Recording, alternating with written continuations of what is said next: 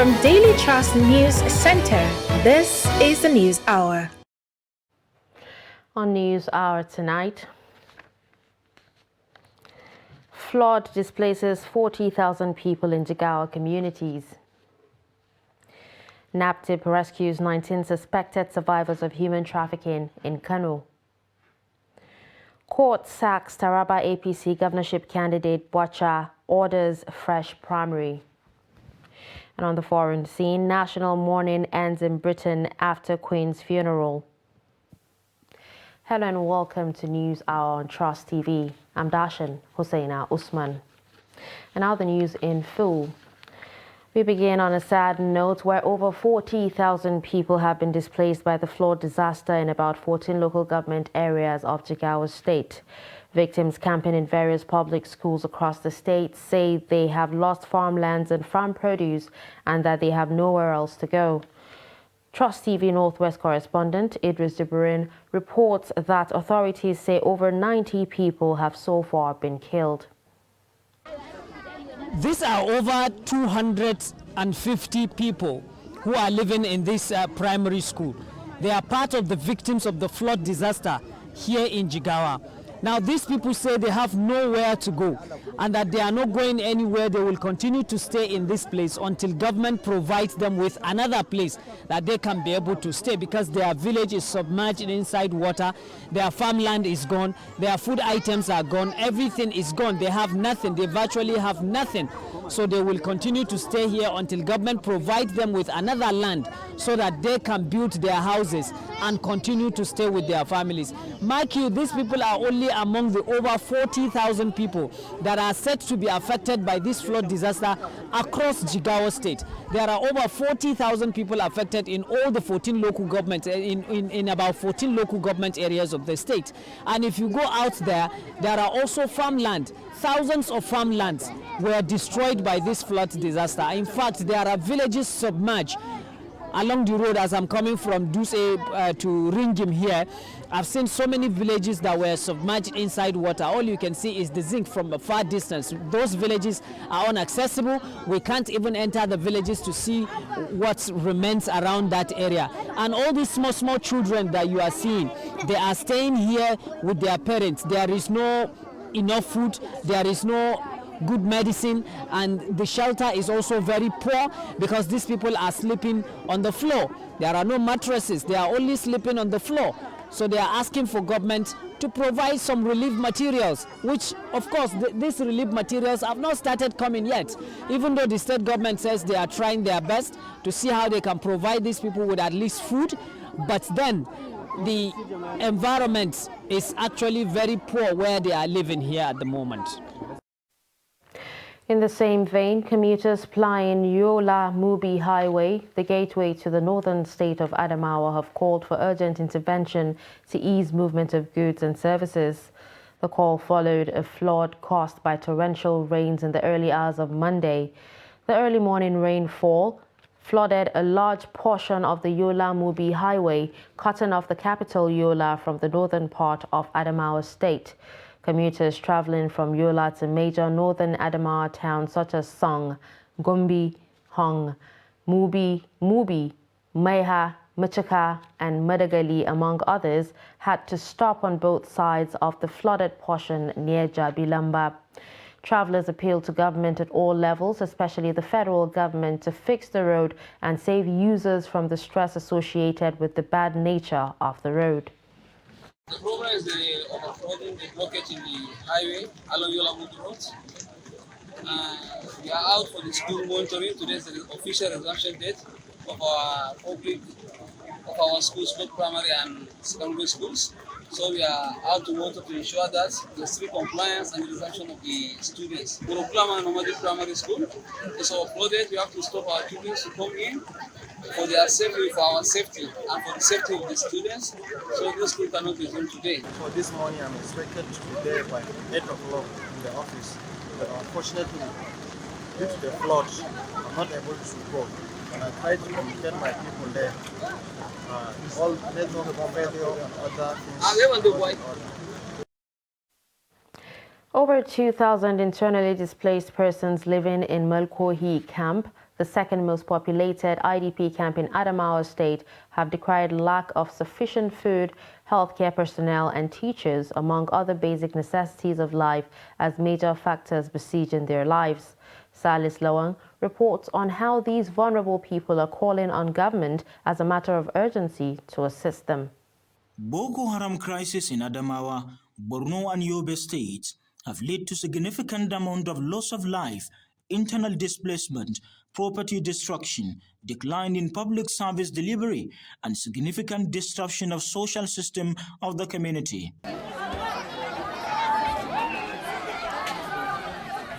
Lasting peace and stability in the affected areas will likely remain threatened unless a strategic and sustainable system of reintegrating these victims back into the society is achieved.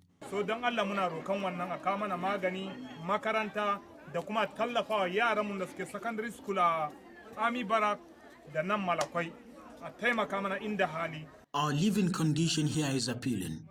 Clinic no medicine, school no teachers, and also foodstuffs assistance are no longer coming like before. We seriously need to be supported. Please, we need our children to be educated. And more, our living condition need to be checked. Women and boys, who form the larger percentage of the camp population, are seriously affected educationally and psychologically. Baka da lafiya za a ja baka me suna magani ma ACT shine kawai abin da ya cika mana cikin asibiti ba magani. So dan Allah in har akwai dalili ku yi mana. Yes, we do receive some assistance from government and other non-governmental organizations. However, we need more. Our kids are no longer in school. Women and children are suffering, especially when it comes to healthcare services. We don't have business doing. As such lead us to begging. We don't like it. Stakeholders believed providing livelihood support to enhance community coexistence between internally displaced persons and community residents will go a long way in providing a sense of belonging to these victims who lost nearly everything.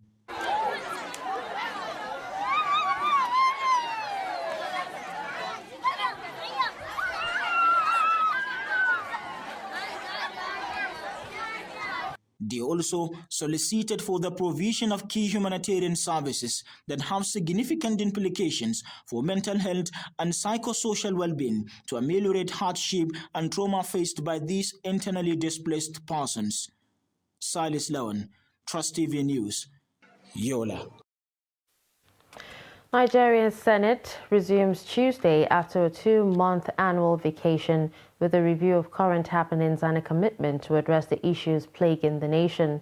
Trust TV's Shafiu Suleiman reports that the lawmakers also express appreciation to security agencies for dealing with security threats in the country as they suspend an earlier impeachment threat to President Muhammadu Buhari. The report. As the National Assembly, in particular the Senate, resumed from its 2 months vacation, the lawmakers went straight into a closed session, perhaps to recalibrate and, of course, articulate what will be engaging them in the next couple of days as they wind up, the 8th session of the Senate. Part of the issues that they were to be discussing today include perhaps the confirmation of the acting Chief Justice of the Federation, that is the CJN, and of course revisiting the security issues in the country and the issues around the economy and the prolonged ASU strike. Let's engage some of the senators who have been in this session to get a feel of what they discussed. What we actually discussed is about how we can move this country to be more greater than it is today. We spoke about the security of the country and the kind of improvement that we have seen, and we have all agreed that we are going to also put pressure on the security agencies to continue to do more. What they're doing now is commendable. We can see that they are going after the bandits now, unlike before where they were waiting for the bandits to attack. So I think with this development, we will not press for the impeachment of Mr. President. It may be suspended, so to speak. It's not going to surface because I think the senators by now should have seen that the threat was maybe unnecessary in view of the development that followed after. From the deductions, if you like, that comes out of the closed door session, the Senate is encouraged, if you like, by the current push by security agencies to deal with security threats across the country. Even though they are not relenting, they said they will continue to push, for more so that Nigerians will feel better secured. They are also worried about the need, to address some contemporary issues like the ongoing ASU strike, and of course also working hard to support the executive arm to guarantee a free and fair election as we head towards 2023 elections. From the Senate, Shakil Suleiman, Trust TV News. The acting Chief Justice of Nigeria, Justice Olukayode Ariwoola, will on Wednesday appear before the Senate for screening and confirmation of his appointment by President Muhammadu Buhari. The President of the Senate, Ahmed Lawan, disclosed this during his welcome address at plenary on Tuesday after an 8-week recess. The report. President Buhari had, on the 27th of June, sworn in Olukayode Ariwoola as the acting CJN, following the resignation of Justice Tanko Muhammad on health grounds. The acting CJN is to appear this Wednesday before the Committee of the Whole for screening and subsequent confirmation as a substantive Chief Justice. Distinguished colleagues, in the next 3 months, our focus will largely be on the confirmation of the Chief Justice of Nigeria, work on the medium-term expenditure framework fiscal strategy paper 2023-2025, budget estimates 2023, working to support our defense and security forces, amongst others. On the 2023 January election, Lawa assured that the National Assembly will work in collaboration with the Independent National Electoral Commission (INEC) to ensure a successful and credible election. Distinguished colleagues, the year 2023 is a momentous period for Nigeria, as elections will be held across the country. Nigerians are expected to exercise their franchise. Therefore, the Senate and indeed the National Assembly will work with the Independent National Electoral Commission (INEC) to ensure very successful, transparent and credible elections. On security situation in the country, the Senate President assured that the Senate will continue to engage security agencies through its appropriate committees to ensure that the successes recorded are sustained. From the assessment of the prevailing situation, our security agencies are recording more successes and the situation seems to be improving. Nonetheless, the Senate will continue to engage with defense and security agencies through its appropriate committees to ensure that the engagements are sustained. Meanwhile, the senator representing Abia North Senatorial Zone, Orji Uzor Kalu, says the Southeast will be the main beneficiaries if the APC presidential candidate Bola Ahmed Tinubu wins the 2023 election. Speaking on Tuesday, shortly before the resumption, Uzor Kalu told journalists that Tinubu is a strategist that will accord people of the region what is due to them. For me, we will wait another time and see how all Nigerians will agree to zone the president to Igbo land. But for now, our presidential candidate is Bola Ahmed, and I'll vote for him. Everybody who contested for presidency, everybody who ran with Tinubu, all of us will come together and deliver to our party. We are the largest party.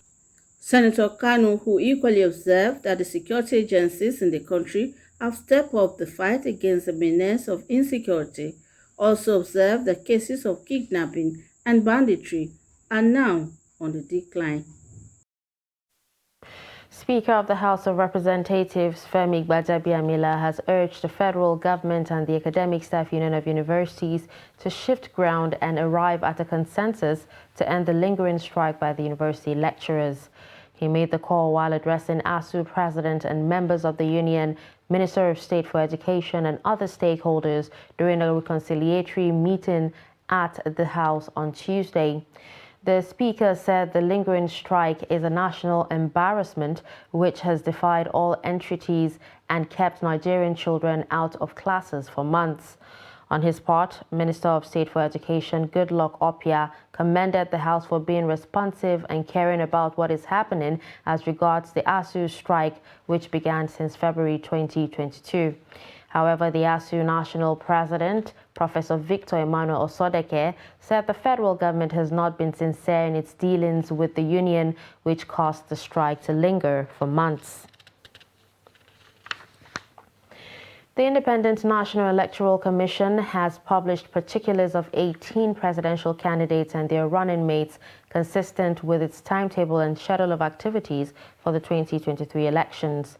Academic qualification, age, and gender of the candidates were published. While only APM is fielding a female presidential candidate, Oj Chichi, none of the political parties is fielding a female running mate, and no candidate is a person with disability. PDP presidential candidate Atiku Abubakar is the oldest with 75 years, closely followed by APC candidate Bola Tinubu, whose age is 70 years. Kashim Shettima is listed as APC vice presidential candidate, just as Isaac Idahosa made the list as NNPP vice presidential candidate to Rabiu Kwankwaso, and Yusuf Detti Baba Ahmed completes LP ticket as vice presidential candidate to Peter Obi.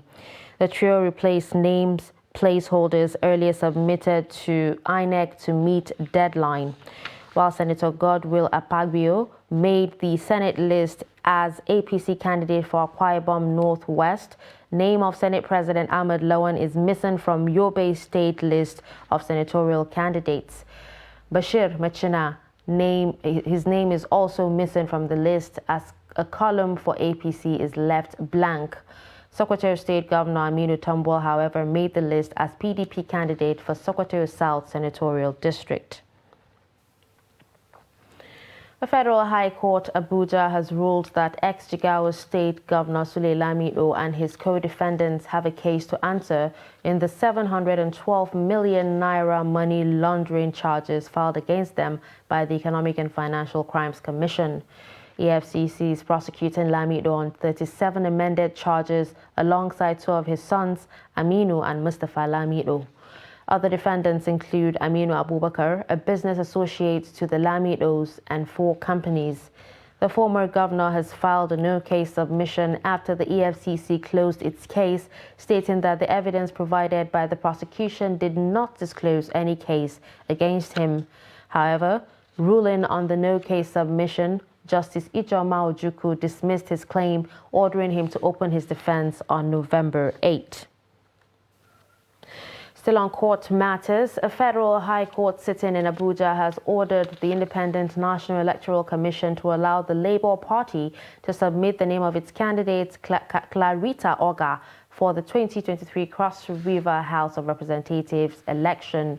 Justice Donatus Okorowo, in his judgment, held that the Electoral Act 2022 is superior to INEC guidelines on elections.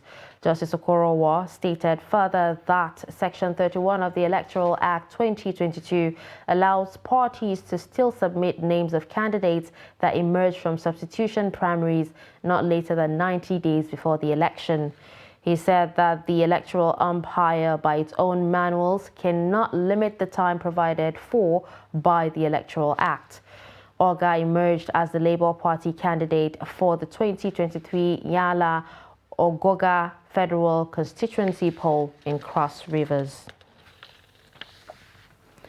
The Federal High Court sitting in Jalingo has nullified the governorship primary election that produced Senator Emmanuel Bocha as the candidate of APC in the 2023 election.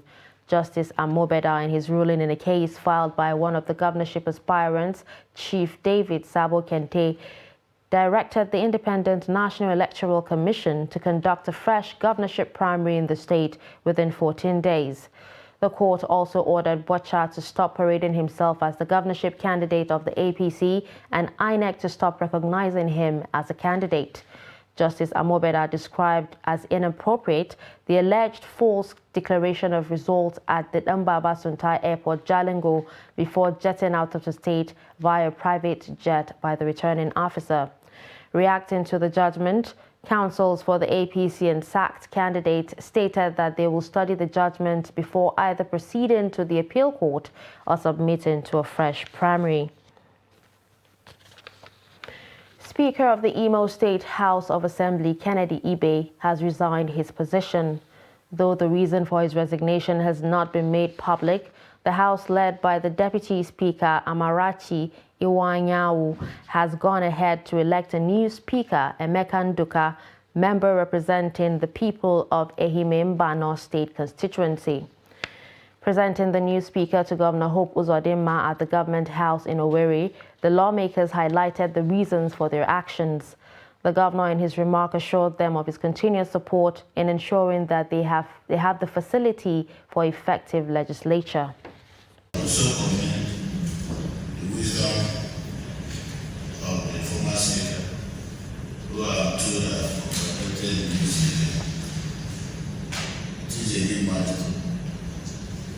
Our democracy is growing, and by the grace of God, things like this are done without trouble. And I would like to step down and we swore in Emeka Nduka as the new Speaker of the House of Assembly.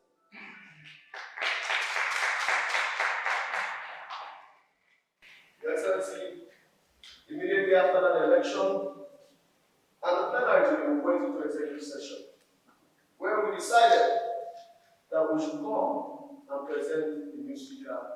I'm not going to disappoint them, that by the special grace of God, that I'm going to live up to their expectations and up to the expectations of the people of Imo State and to the executive arm of government. I also said that the harmonious synergy that is existing already with the legislative arm and the executive arm will be a continuum to make sure that we give the people of Imo State the best dividends of democracy. In politics, ahead of the official commencement of campaigns leading to the 2023 general elections, Gombe State Police Command has warned political parties against the use of violence.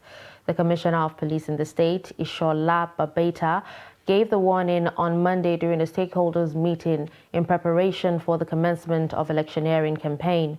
Ibrahim Ismail reports. The stakeholders meeting organized by the Nigeria Police Gombe State Command had in attendance representatives of political parties, Independent National Electoral Commission (INEC), traditional and religious institutions. The purpose is to ensure a conducive atmosphere before, during and after the 2023 general elections in Gombe State. Participatory democracy, the provision of basic security of political parties rally provide a level playing field for all political parties and candidates to canvass for support, which is sine qua non to the overall integrity of the democratic and electoral processes.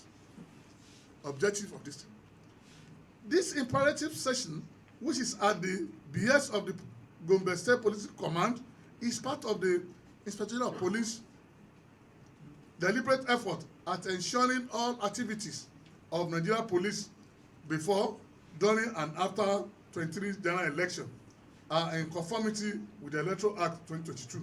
Representative of the Independent National Electoral Commission (INEC) Gombe State Office urged political parties to cooperate with the Commission throughout the electioneering cycle.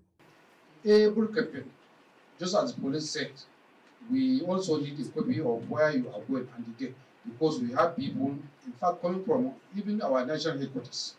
All the parties should know this. They know what is happening. Not only we are sending our men to go and observe the campaign in each location. So please try and cooperate with us so that we make things to be peaceful. I also want to enjoin the politicians. We are also going to give we are going to conduct a free and fair election, inshallah. And apart from that, we are going to give a good playing ground. From the traditional institution, the Waziri Yariman Gombe, Alhaji Yahya Hammari, said traditional leaders are neutral and vow to support the conduct of free, fair and credible elections. Gombe is the host of everybody, more especially the IDPs. There are influx of people from different walks of life. Therefore, what we are just praying for to have a complete information sharing between the security agents and the other political parties that are mandated, already registered under INEC. This stakeholders meeting is coming barely 3 weeks to the commencement of campaigns ahead of the 2023 general elections. From Gombe, Ibrahim Ismail reporting for Trust TV. Candidates aspiring to represent Kwara South Senatorial District at the National Assembly have pledged to tackle the rising security challenge and poverty in the area if elected. They made the pledge in Ilorin during a debate organized by the Kwara South Consultative Youth Forum. The report. The debate was organized by some Kwara South youths to fill the polls of those aspiring to represent them either at the Senate or House of Representatives. It was also an avenue for the organizers to intimate the aspiring National Assembly members of the needs of the people of the district. We organize it because we need good governance, and it is high time we realize this. The majority of our representatives needs to know why they are representing us.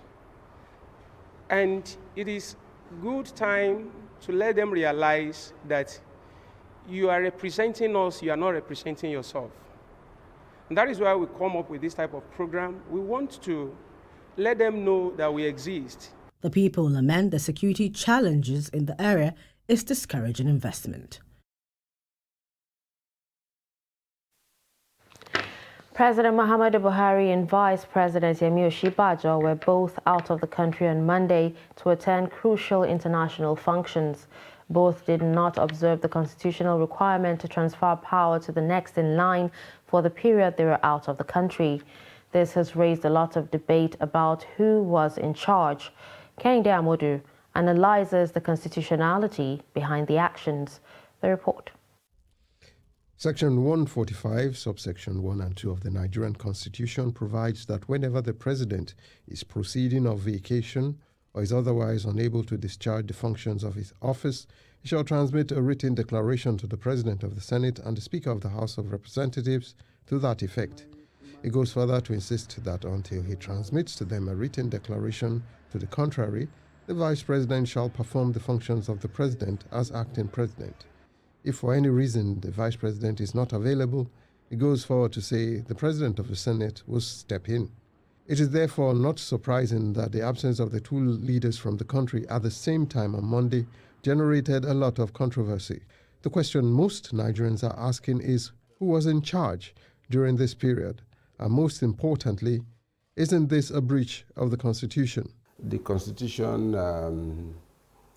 donates the entire executive powers of the state to the president, and the same constitution says he can perform those functions either directly or through the vice president, ministers, and officers in the public service of the federation. So we start from there. The question will only come when you have a situation as contemplated in the Constitution to say if after 21 days, for an example, the president is out of the country for 21 consecutive days without giving a letter. Presidential aides have in the past dismissed public concerns on the matter, saying the president can work from anywhere in the world. Well, I think the vice president should be back by now. It's not a long trip, it's just 24 hours, 48 hours a trip. And don't forget that at this age of information technology, the president or the vice president can easily transmit messages across without any hindrance. So I don't think it's a problem. On this occasion, though the president still remains in New York, the vice president, who was in the UK to attend the funeral ceremony of Queen Elizabeth II, is back in the country. People are critical, and people will always have that fear that when both of them are away, something could happen. That fear you cannot discountenance. It's possible. And sometimes the time between when the things happen and when they come back to take what? The commanding roles, something serious might have happened. Despite doubts about the constitutionality of his action, President Buhari has continued to execute presidential functions when he is away from the country. With no clear-cut check from the National Assembly, which is the custodian of the Constitution, it is likely that this particular habit will continue until May 29, 2023. From the federal capital, Kehinde Amodu, Trust TV News. The management of Media Trust Group Limited and the Infrastructure Concession Regulatory Commission have pledged to build and strengthen mutually beneficial relationships between the two organizations. They made this known when Media Trust paid a courtesy call on the ICRC in Abuja. Fatima Musa completes the report. The Infrastructure Concession Regulatory Commission, ICRC, is an agency of the federal government of Nigeria responsible for the development and implementation of the public-private partnership framework for the provision of infrastructure services. Director General of the ICRC, Michael Ohiani, lauded Media Trust Group team for extending the opportunity of partnership and collaboration to the ICRC, noting that the Commission will explore areas that will benefit both organizations. That's the essence of coming here, so that we'll be able to demystify what PPP is all about. It's a public-private partnership where private sector brings both experience and fund to leverage on federal government services. And federal government services will ensure that those services are delivered not at a cutthroat prices. The Group Chief Executive Officer of Media Trust Limited, Munir Gorzo, commended the activities of the ICRC, which he noted are geared towards national development. No, excellent. Yeah, absolutely. I have every confidence. They've done an excellent work in the past. They are doing very good work, and Nigerians need to know, particularly the fact that the trump card of this government is infrastructure, and the ICR is doing extremely well. And we are ready to partner with them, we are ready to support them, we are ready to publicize what they are doing so that Nigerians would appreciate what the federal government under President Muhammad Buhari is doing. What Media Trust is known is to report what is the truth. And what we have had today is the hardcore truth. And that's why we are happy and we are ready to report. The Chief Operating Officer of Trust TV, Ibrahim Shehu, used the opportunity to introduce the station to the Commission, adding that as a dependent outfit built on professional broadcast ethics, Trust TV is ready to partner and document what the ICRC is doing to the world. We are on several platforms, the Star Times platform, the Nicomsat free to air, the Arabsat. So we are on a lot of free platforms. It's both on digital and also terrestrial, but also we are at the final stages on getting onboarded on MultiChoice as the owners of DSTV and GoTV. So this is what we do, and like they said, we are open to see how we can tell your stories. A lot of us see this organization, but we don't actually know what you do. So it's we believe we have the platform to document what you do. The ICRC team are hopeful that the collaboration will be an opportunity to educate Nigerians on the activities of the ICRC. Fatima Musa, Trust TV News, Abuja. 19 survivors of human trafficking have been rescued by the National Agency for the Prohibition of Trafficking in Persons, Kano office. Zonal Commander of the agency, Abdullahi Babale, said this in Kano on Tuesday. Babale told News Agency of Nigeria that the survivors were those rescued in the state between September 13 and 18 by the Joint Border Task Force, asking that the suspected trafficker was also arrested during the joint operation. He disclosed that the survivors were recruited from Abia, Kaduna, Lagos, Ebonyi, Edo, Imo, Ondo, Oyo, Ogun, Enugu, and Kogi states. According to Babale, the suspected trafficker is an indigene of Kano and was taking the victims to Libya for commercial sex and labor exploitations, while the survivors were between the ages of 18 to 32 years. The zonal commander also disclosed that 18 of the survivors were females, while one was a male. You're watching News Hour on Trust TV. Coming up after the break. How tailoring is changing lives in Jos. Do stay with us. As the 2023 elections draw near, remember, evil prospers when good men and women only wish for peace, but never take a step to make peaceful elections happen. Are you a father? Are you a mother? What are you saying to your children as elections approach? Have you warned them not to let themselves be used to cause violence? Have you explained to them what the consequences of electoral violence might be? Do your part to make peaceful elections happen. Talk to your children. Protect them from unscrupulous politicians who want to put them in harm's way, while their own children are comfortable at home, within and outside the country. Let's join hands to make 2023 elections peaceful. This message is from the National Orientation Agency, NOAA.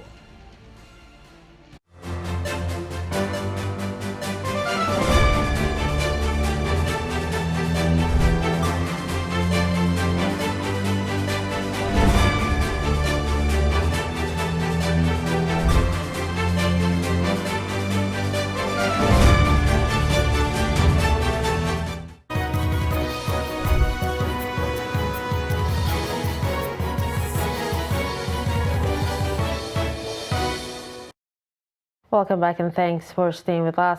If you're just joining us, you're watching News Hour on Trust TV. Let's take a look at a recap of some of our top stories. We told you that flood displaces 40,000 people in Jigawa communities. We also heard that NAPTIP rescues 19 suspected survivors of human trafficking in Kano. Moving on to more stories, the Katsina state government is strengthening its social protection policy to effectively address some key components that touch the lives of vulnerable people. This follows a quarterly meeting of the Technical Working Group on Social Protection, which brought together heads of MDAs with a focus to ensuring proper coordination of policies to achieve the objective. The meeting also discussed issues around duplication of policies with a view to harmonizing them. Abdullahi Ahmadi reports. Issues such as inequality, unemployment, poverty, and social justice, as well as exclusion, especially for the vulnerable, are being discussed by the Technical Working Group. I am very optimistic that so many goodies will come out of it. First, we can see that there is going to be coordination between MDS and ministries that have the mandate of implementing social protection policies and programs. However, data collection and utilization is key to implementation of goals set out, as is coordination of all social protection activities in Katsina State. It is believed that improving on collaboration between different actors will reduce the difficulties facing the vulnerable population in the state. Social safety net projects in Katsina State, and this department is coordinating the activities to synergize and strategize the activities to avoid some duplications of efforts, and also to know the work area of each ministry, department, and agencies across the state. There will be a special focus on issues of out-of-school children, begging, family breakdown, and child abuse, while the state government is working on capturing all the people with special needs on its health insurance scheme program to enable them benefit from the scheme. Provide social protection services to its citizens and be able to respond to the various needs of people in the state that are in need of social protection. And so the whole aim of having a TWG is such that agencies, multiple agencies that are operating and implementing social protection interventions can come together, look at their achievements, their challenges, try to profile solutions for it, and coordinate their work better so that they can be more effective and achieve more result with the resources that the state is investing, as well as other partners. The state actors are also planning to tackle key issues which have continued to engineer poverty among many other social problems. Abdullahi Ismayamadi, Trust Television News, Katsina. A prosecution witness has testified in court against the popular Kannywood actress Hadiza Gabon in a suit instituted by her social media suitor Bala Musa. The trial judge Kadir Rilwanu Kyode of the Sharia Court Magajangari, Kaduna, adjourned the matter to enable the complainant to present more witnesses after the first witness. Bala Musa has more. Bala Musa had earlier filed a case against Hadiza Gabon accusing her of refusing to marry him after spending 396,000 naira on her. At the last sitting, the case was adjourned to enable the complainant to bring witnesses. He later presented one before the court. The case was adjourned for us to bring our witnesses, and we brought one witness today. And then witness testified, and the counsel to the defendant or accused person cross-examined him. The matter was adjourned today for the complainants to bring in their witnesses, which of course they brought one witness and he has testified before the court. We have cross-examined him, and he has some other witnesses he intends to bring. So it is adjourned for them to bring the further witnesses. Counsel to complainant Murtala Nera says since their witnesses are coming from Zamfara State, they need more time to arrange for them to be in the court. We only informed the court that our witnesses come from Zamfara State.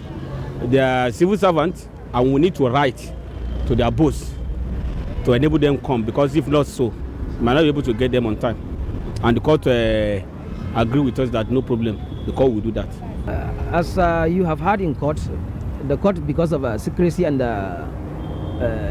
confidentiality, it's not something that it has been adjourned for a specific date. We will agree on the date together with the council, then we'll inform the court. The adjourned date will be announced later. Bella Musa, Trust TV News, Kaduna. Police in Niger State have arrested a 23-year-old Daniel Ishaya of Gurmana in Shiroro local government area of Niger State for allegedly operating an illegal college of health sciences and technology. Also arrested was the director of the college, a 28-year-old Francis Ede from Enugu State. The Niger State Police Command Public Relations Officer Wasiu Abiodun, in a statement, said the suspects were arrested after a tip-off. Abiodun said that during the interrogation, the proprietor Daniel Ishaya confessed to have established the college in 2020 while he commenced admission in the year 2021 without any authorization or certification from the appropriate government body. He was also said to have confessed that he forged a certificate of registration to deceive members of the public to register, adding that about 100 students had so far enrolled in the school at the rate of 78,000 naira per student. In health, the Nigerian Cardiac Society says 1 out of every 100 women develops heart failure after pregnancy in the northwest and northeastern parts of Nigeria. The society disclosed this at a pre-conference briefing in Abuja. Cardiovascular disease is a type of disease that affects the heart or blood vessels.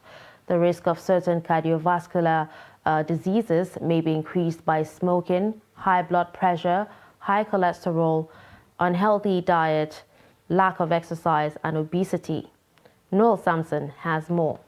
The media interaction is part of activities marking the 51st Scientific Conference of the Society themed cardiovascular disease, from prevention to surgical care, progress gap, and perspectives. According to the Society, in Nigeria alone, 33% of the adult population has hypertension, which is one of the causes of the heart diseases. Number 1 is high blood pressure. Number 2 are what we call heart muscle disease. Number 3 are diseases we call the rheumatic heart disease. And number 4 is what we call heart muscle disease that developing after a woman has become pregnant. And number 5, I'll stop at number 5 and we'll go through them one by one. There are other things, but at least these are the major causes. The last one is what you call heart attack.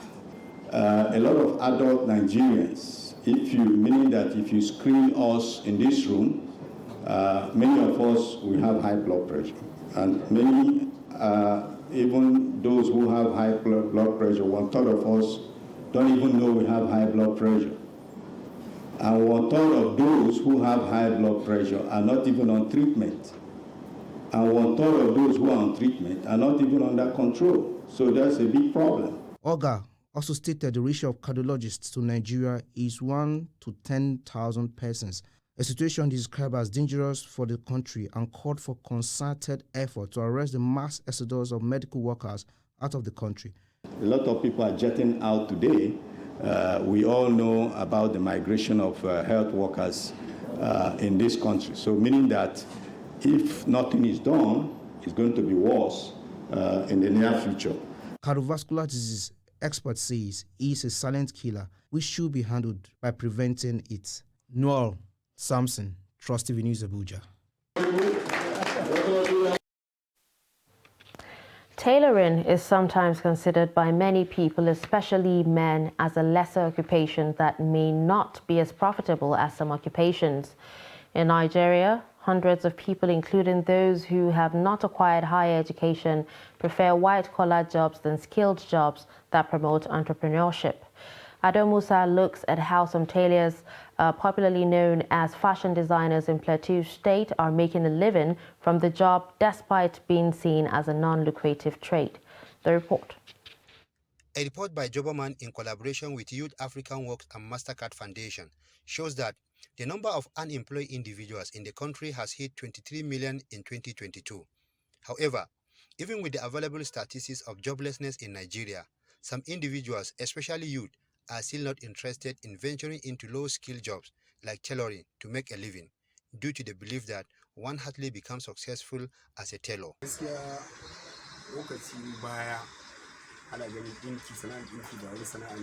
For quite some time, tailoring job wasn't considered by many as a career that one can make a living out of. They feel the impatient to learn the job for 2 or 3 years before starting out on their own. People always prefer a job that will give them huge amounts of money overnight without passing through the process that leads to being a high earner. Nonetheless, some people who have been in the system for decades have different stories about the career, because a tailor can be more successful in life than a salary earner. Labaran Taylor is a Jos-based dressmaker who has been in the business for the past 40 years. He said he owes his entire life to the business, adding that with it, he was able to build houses and take care of other basic necessities of life.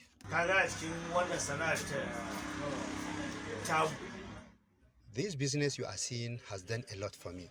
It fed my family, provided me and my family with a comfortable accommodation, as well as others that put up for rent.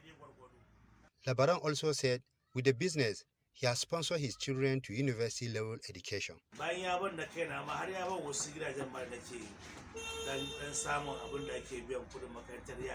The school fees of my children is obtained from this business. Considering how expensive attending private schools is, God has been helping me to pay their school fees. I do pay 600,000 naira school fees annually for my children. Lawan Muhammad, another tailor in the city, has a similar story. For quite some time, tailoring job wasn't considered by many as a career that one can make a living out of.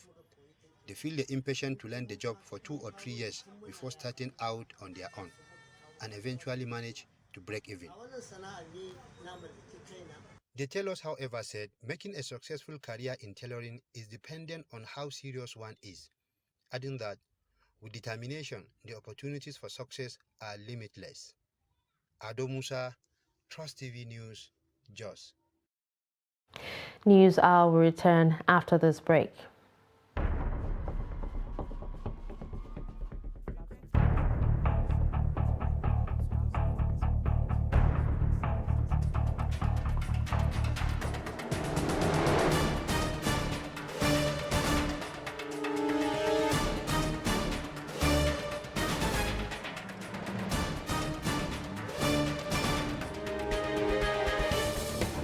That's great. It's good to see you.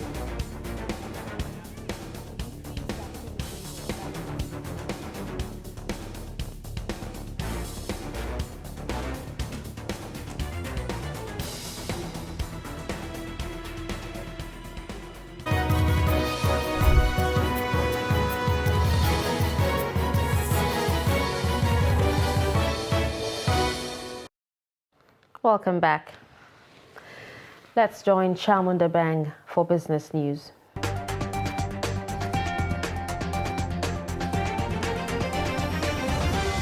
New data released by the Debt Management Office (DMO) shows that Nigeria's total public debt increased by 2.98% in the second quarter of 2022 to 42.84 trillion naira.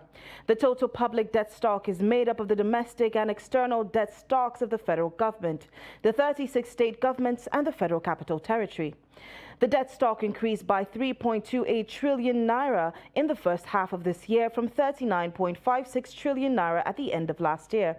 According to the DMO, the total external debt stock increased from $39.96 billion, representing 16.61 trillion naira in March, to $40.06 billion, an equivalent of 16.61 trillion as of June 30th, 2022. When compared to the ratio of 23.27% at the end of March 2022, the total public debt to GDP as of June 30th was 23.06%, remaining within Nigeria's self-imposed ceiling of 40%, it stated. The Nigeria Employers Consultative Association, NECA, has expressed concern over the 50 different taxes, levies and fees levied by local, state and federal government on organized businesses. The employers' body also disclosed that in addition to the notable taxes and levies that are of general application, such as the National Social Insurance Trust Fund (NSITF) education tax or tertiary education tax, company income tax (CIT), television and radio licensing, there are currently over 5 different bills at the National Assembly that seek to impose various taxes and levies on businesses. The Director General of NECA, Adewale Smart Oyerinde, said such multiple taxation will not only decrease the competitiveness of industries but also increase the cost of doing businesses. And Thank you, Chamung, for the update on business.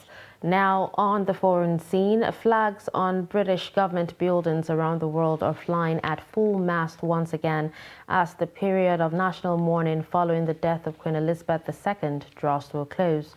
The Queen was buried in a private ceremony in Windsor on Monday evening, following a state funeral in London and military procession to Windsor Castle. But the royal family will continue to observe another week of mourning. Senior royals are not expected to carry out any public duties during this time. Flags at royal residences will remain at half-mast until 8 a.m.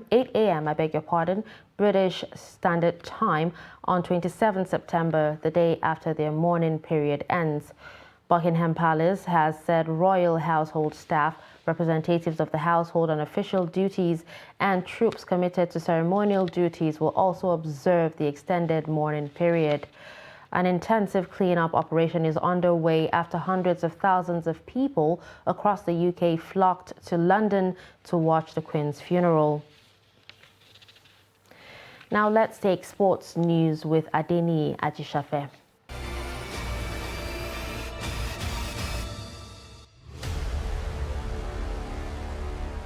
The only club yet to taste defeat at the ongoing Nigerian Volleyball Premier League in Akure, Ondo State, of our volleyball club defeated defending champions Kano Pillars, Nigerian Police Force, Kwara United Volleyball Club and Sunshine Spikers, winning all 4 matches with a total of 12 points. Nigerian Security and Civil Defense Corps Volleyball Club are second with 10 points, winning 3 matches and losing 1. NSCDC only defeat was from the hands of Nigerian Police Force Volleyball Club.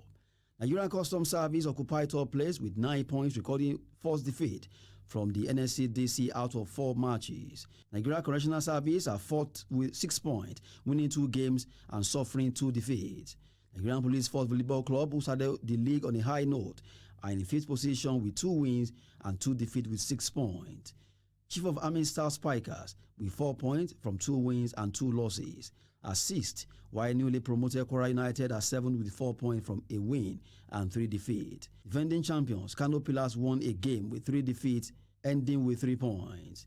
Host Sunshine Spikers have 3 points after winning 1 game and losing 3, while Kada Kings are rocking the bottom table, losing 3 matches and recording 1 victory with 3 points.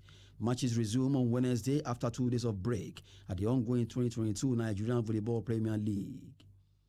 And in athletics, World Athletics has ratified the women's 100-meter hurdles record of 12.12 seconds set by Tobi Amusan at the 2022 World Athletics Championship in Eugene, Oregon, United States in July 2022.